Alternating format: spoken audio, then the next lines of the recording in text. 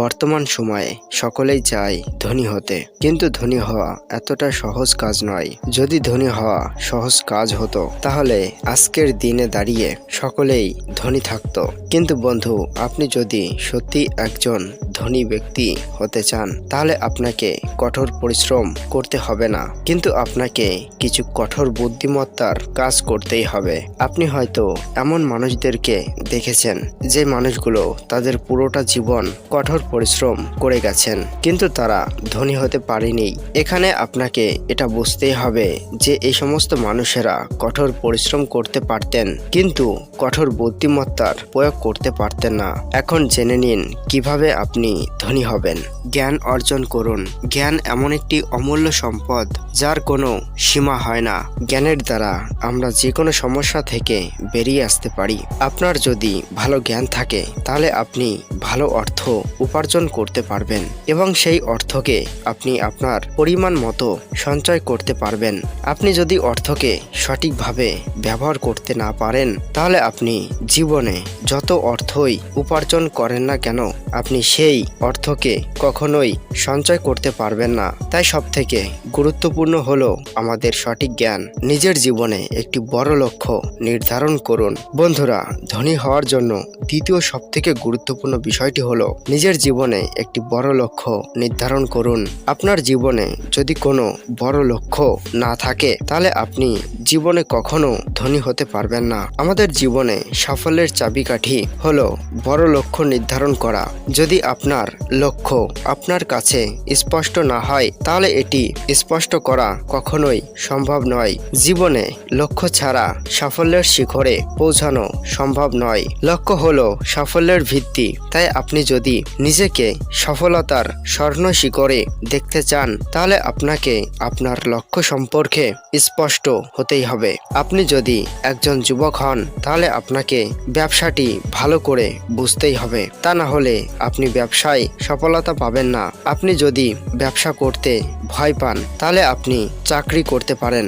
চাকরি করার পাশাপাশি আপনি ভালো জ্ঞান অর্জন করতে পারেন এবং অর্থ সঞ্চয়ও করতে পারেন।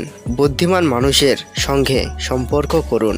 আপনার চারপাশে সর্বদাই বিভিন্ন ধরনের মানুষ অবশ্যই থাকে। তাদের মধ্যে অনেকেই আছেন যারা তাদের লক্ষ্য সম্পর্কে সচেতন নয়। তাদের জীবন কোনো প্রকার গতিতে চলে না। এমন ধরনের মানুষদের থেকে যতটা পারবেন দূরে থাকবেন। এই ধরনের মানুষেরা আপনার লক্ষ্য ভ্রষ্ট করে দিতে পারে, কারণ তাদের নিজেদের জীবনেই কোনো নির্দিষ্ট লক্ষ্য থাকে না। কিন্তু বন্ধুরা, পরিবেশে এমন ধরনের মানুষও রয়েছে যাদের জীবনে নির্দিষ্ট একটি লক্ষ্য থাকে এবং যে সমস্ত মানুষ জীবনে সফলতা অর্জন করতে পেরেছেন আপনি তাদের সঙ্গে সম্পর্ক করবেন। এই ধরনের মানুষেরা কখনোই কাউকে ঠকায় না, কারণ তারা জীবনের সঠিক অর্থ বোঝে। ধার করা বন্ধ করুন।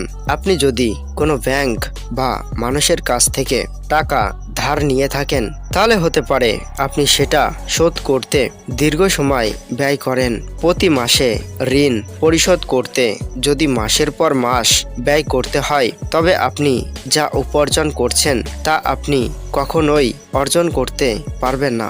এর ফলে আপনার খরচ আরও বাড়বে, যার কারণে আপনি অনেকটাই পিছিয়ে পড়বেন। সেই কারণে ঋণ নেওয়া বন্ধ করুন।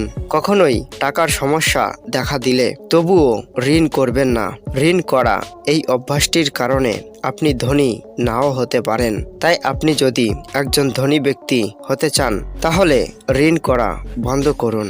অপ্রয়োজনীয় জিনিস কেনা বন্ধ করুন। আপনি কি জানেন ধনী না হওয়ার কারণ এবং অপ্রয়োজনীয় জিনিস কেনার মধ্যে বিশেষ একটি সম্পর্ক রয়েছে? অতিরিক্ত বা অপ্রয়োজনীয় জিনিস কেনার অভ্যাসটি আপনাকে কখনোই ধনী হতে দেবে না। অনেকেই দামি মোবাইল বা অনেক ধরনের দামি জিনিস কেনে। এই অভ্যাসটি পুরোপুরি বাদ দিন, কারণ এই সমস্ত দামি জিনিস কেনার পর আপনার কখনো না কখনো অবশ্যই আফসোস হবে। কারণ আপনি যখন ধনী হতে চাইবেন তখন আপনার ধনী হওয়ার পথে এই সমস্ত জিনিস বাধা হয়ে দাঁড়াবে।